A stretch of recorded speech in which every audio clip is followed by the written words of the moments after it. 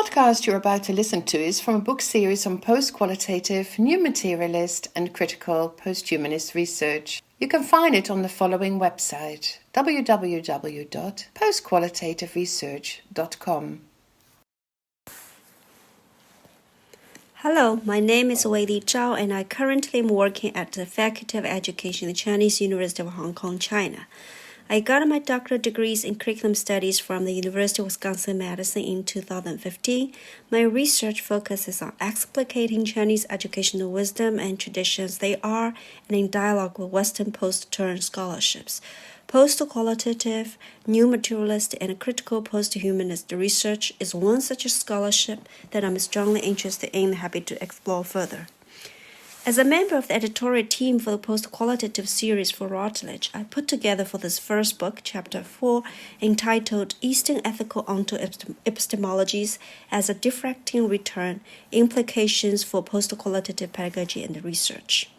Simply put, this chapter turns to Asian Chinese ethico-onto-epistemologies, namely a correlative Qi cosmology and human nature harmonization thesis, for ways of being, thinking, and living that conceptually resonate with current post-qualitative, post-humanist, and new materialism literature.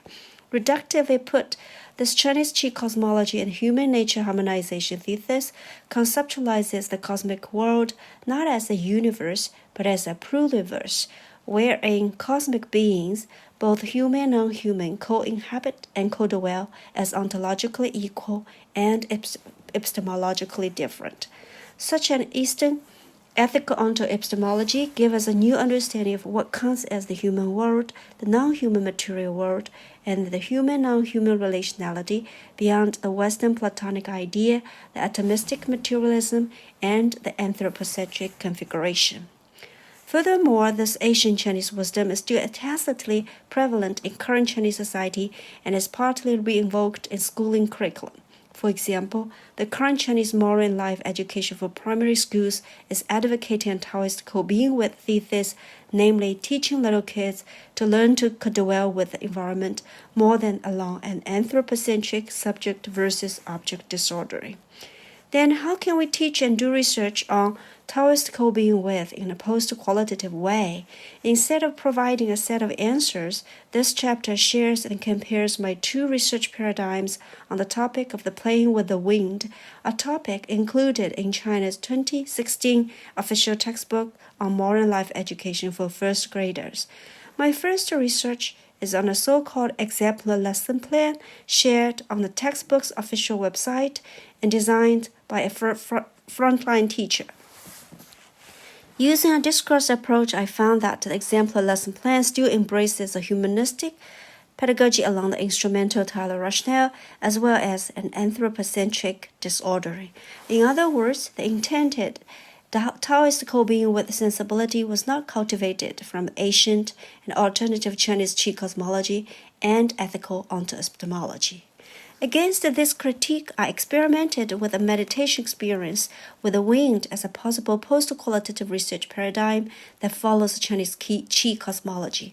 When I was putting together a chapter, I was also taking an online course on traditional Chinese medicine culture and practice.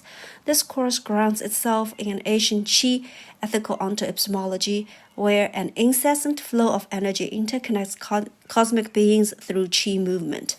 As an assignment of the course, we were asked to do conscious walks and meditations in parks and complete reflections. Reflecting in retrospect, I realized that my walk and meditation experience can be interpreted along a Daoist post-qualitative paradigm with some new understandings and realizations.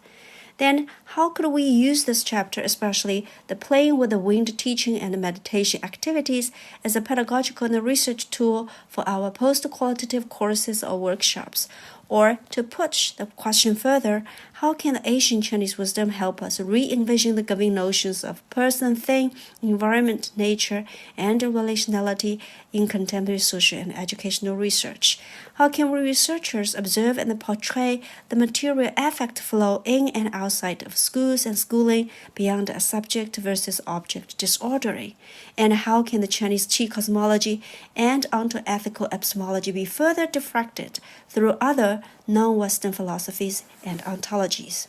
In the chapter, I argued that 3 implications can be gleaned from my own winged meditation activity along and as a post-qualitative research paradigm. I think these 3 new realizations can be used as guiding pedagogical signposts for running post-qualitative courses or workshops. First of all, we could invite our attendants to observe the 2 colorful textbook pages on playing with the wind, and then describe what we see, for example, the wind, the grass, the children, and the entire portrayed world. Then we can discuss our descriptive discourses and explicate our assumed reason as researchers on what counts as the wind, the grass, the children, and their relationality. In other words, when playing with the wind, are we still assuming that it is an interaction between us human beings and the wind as material object?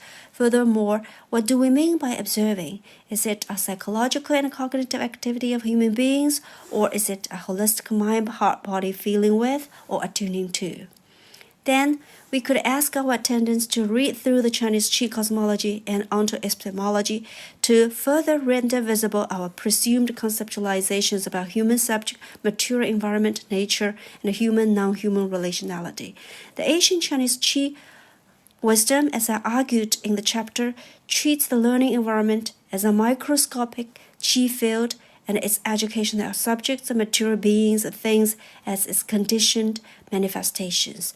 On such an animating and transforming Qi field, all human and non-human things continually take up various visible forms, cadences, shapes, and tones in relation to their contingent, manifold relations without forming a static structural identity. In a sense, teaching, learning, being, and researching with each other on this Qi field become, as Ames stated, an active, ongoing, auto-generated process as experienced from within it.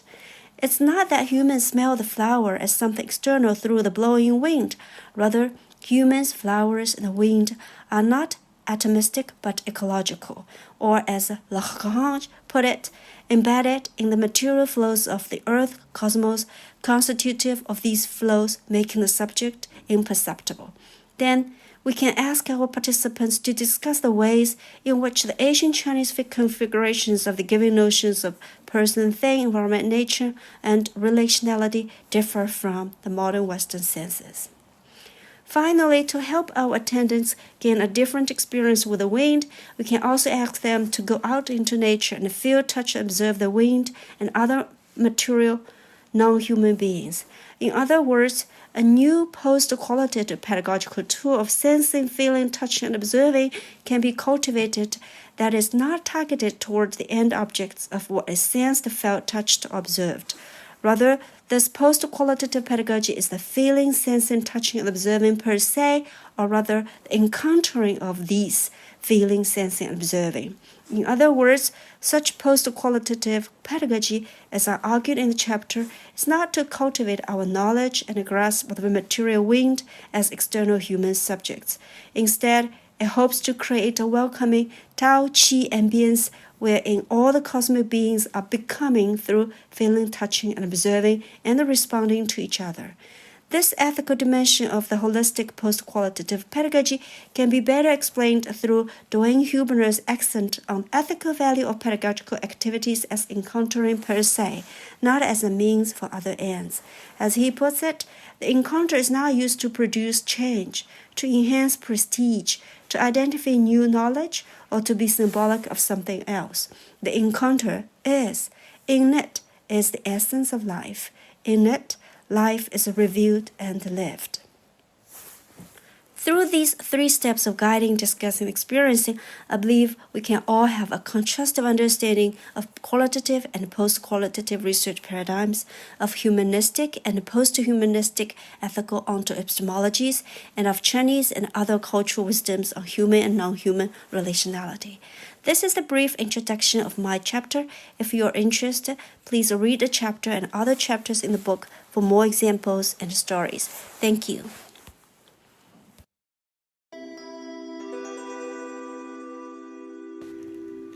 Thank you for listening to this podcast. If you would like to know more about this chapter, please visit the website www.postqualitativeresearch.com, and please stay tuned for future podcasts.